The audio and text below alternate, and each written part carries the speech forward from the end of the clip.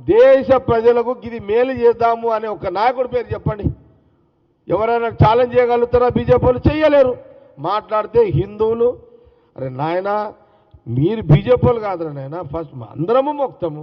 ఇప్పుడు నేనే ఉన్నా, నేను సీతారామ కళ్యాణం బ్రహ్మాండంగా చేస్తా. బీజేపీలో తెలంగాణ ఒక్క నాయకుడిని ఏమని చెప్పు.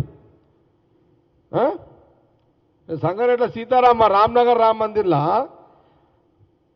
నేను సంపాదించిన పైసలు, రియల్ ఎస్టేట్లో సంపాదించిన పైసలే, నేను ఆడేం కొట్టుకురాలే.